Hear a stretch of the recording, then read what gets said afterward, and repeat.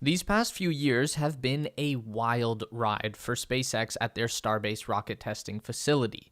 From the earliest days when we heard that Elon Musk was buying up land near a desolate village in South Texas, to the first flight of the Starhopper, to the explosive landings of the first starships, to the present day where final preparations are in motion for the first orbital launch of the largest and most powerful rocket ship ever created.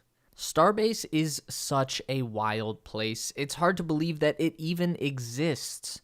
A playground for the world's smartest rocket scientists and engineers where they build, test, and explode the bleeding edge technology in human spaceflight. And it all happens out in the open, in clear view of the public, where the most devoted of SpaceX fans meticulously capture and record every second of the action. And now, the moment that all of this has been building to, the first launch of the Starship Super Heavy to orbit, is only weeks away. And I know we say this often, but the timeline is more realistic now than it has ever been before. Today we are going to talk about why that is as we get into all of the latest happenings over at Starbase and what we can expect to see in the months and years to come. Because launching to orbit is not the end. It's not even the beginning of the end, but it is perhaps the end of the beginning. This is the space race. Starbase has evolved into a virtually all-in-one Starship facility where they can build, test, launch, and land the rocket all in one location. The only key component that doesn't get made at Starbase is the Raptor engine. Those are manufactured and tested at a separate SpaceX in McGregor, Texas, where the company owns 4,300 acres of land. The company does a lot of engine testing here, so it needs to be very far away from anything else because they make a ton of noise under normal use, and sometimes they do even explode. The infrastructure at Starbase has grown wildly over the past 2 years. The rocket facility has nearly surrounded and swallowed up the old village of Boca Chica. Not that Boca Chica was ever much on anything to begin with.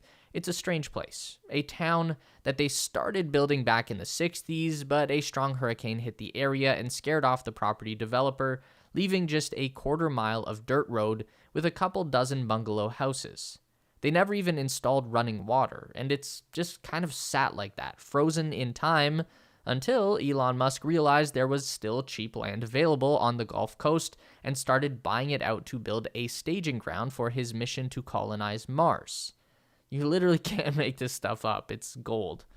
Starbase sprawls out along the roadside of Highway 4, Boca Chica Boulevard. As you approach from the west, it looks like a usual industrial zone with big towers and cranes until you reach the iconic Starbase sign and see the nose cones of rocket ships peeking over the walls. The bulk of the space is taken up by the Starship factory. There is a series of low, wide tents or spring structures where the rockets are manufactured one piece at a time in ring segments. Then the rings are stacked into either a Starship or a Super Heavy booster in one of the vertical assembly buildings. There is a high bay, a wide bay, and a newly constructed mega bay. At any given time, there are going to be multiple vehicles in progress at the Star Factory. As of right now, there are the fully completed Ship 24 and Booster 7. They are joined by a mostly completed Ship 25 and partially assembled Ship 26. There are parts kicking around the factory for up to Ship 32 already, and booster number 8 should be ready to go as well. So they keep very busy around here. When the rockets are ready for testing, they get loaded onto a heavy transport and slowly rolled the 2.3 miles to the launch pad. The strip of Highway 4 between the Star Factory and the launch pad was freshly paved for spaceship transporting. It's the only section of that road that isn't a bumpy mess. The launch facility itself is where the magic happens, far enough away from the factory and the village that no one is in danger from an exploding rocket and only a stone's throw away from the ocean at Boca Chica Beach. This is one of the biggest gripes that locals have with SpaceX. Rocket testing ruins their day at the beach. Okay, in all fairness, there have been a lot of gripes with SpaceX and what they're up to down there, mostly revolving around the environmental impacts of launching and possibly exploding the largest rocket ever created, But that was all set aside this year when the FAA granted SpaceX approval to conduct at least 5 orbital test flights from their launch site. We've been talking for over a year now about how SpaceX is only weeks away from launching the orbital Starship. And to be fair, all we can really go by is what we're told by the people in charge. But unfortunately, that happens to be Elon Musk, and he is the most unreliable timekeeper in the game.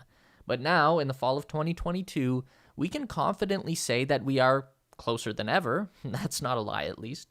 In all seriousness, though, there is a lot to back up Elon's most recent claims that Starship will fly in November of this year.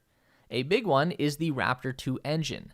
These didn't even exist a year ago when SpaceX first stacked the original 420 Starship and Super Heavy combo. Those vehicles were loaded with the Raptor version 1, which was significantly less powerful, and they even had fewer engines in that booster, 29 versus the current setup of 33 engines. So it's very unlikely that old Starship would have reached space. There just wasn't enough thrust. And there also wasn't nearly enough ground infrastructure to pull it off. We've seen so much work happen at Starbase this year, concentrated just on the orbital launch mount, the Mechazilla Tower, and the tank farm. Elon calls this infrastructure Stage 0, and it is critical to making this whole thing possible.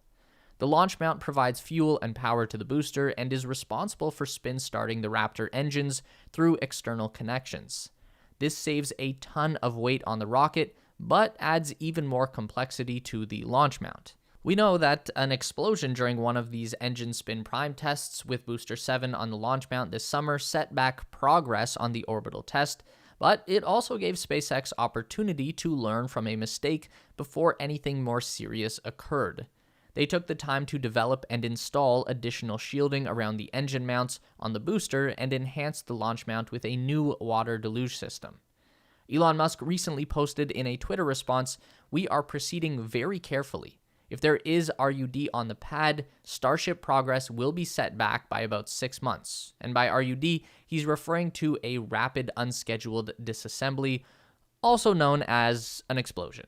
This comes after Ship 24 and Booster 7 were fully stacked on the launch mount for the first time on October 16th, something that we hadn't witnessed since the old 420 stack was last seen in March of this year. There's clearly been a lot of progress made in that time. Most notably, we're now seeing the mechanical arms of the launch tower doing all of the lifting and stacking work for both the ship and the booster. The old crane system has been completely eliminated. On this most recent attempt, it took SpaceX about 3 hours to successfully complete the full stack, and that's pretty good for a first run-through. Obviously, that process can be made much faster with some practice. We're remembering here that Elon is targeting up to 3 launches per tower per day. That's some rapid reusability. And then there are the landings. We've heard some inclinations that SpaceX might actually attempt to land the booster back at Starbase after the first orbital flight, assuming that everything goes perfectly according to plan.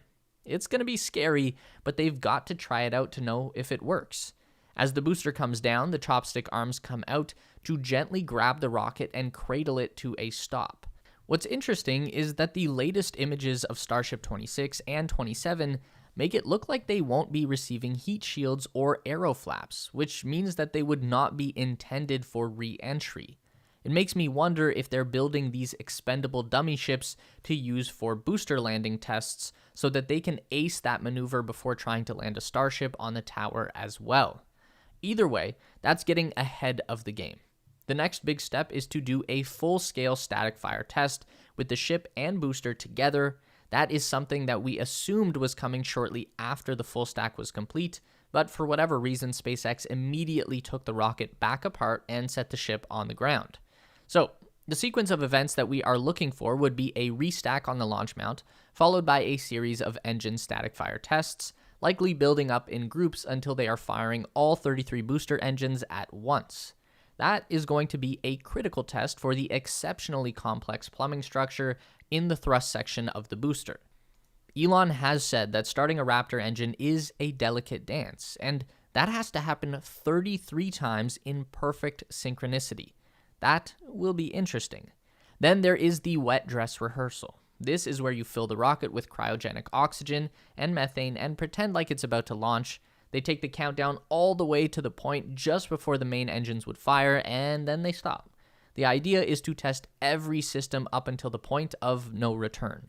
And then you disassemble the whole vehicle and bring it back to the construction bay for a final checkover before sending it back to the launch pad, restacking the 2 stages, doing a final static fire test, and then attempting to reach space. So it's a very complex process, and like Elon Musk said, SpaceX is proceeding very carefully. As much as this company has a history of being headstrong and blowing stuff up over and over again before getting it right, with incredibly gigantic rocket and equally incredibly expensive launch system, it's probably best if they don't blow this one up, at least not on the ground. If it explodes in the air, then we're all good, it'll make for a great show, and Ship 25 and Booster 8 will be on deck quickly to try it again. And that's the beauty of this system. As long as they don't wreck that launch tower, then they can continue orbital testing with a fairly rapid launch cadence. There will always be a new Starship and booster ready to step in and carry on in the ashes of its predecessor.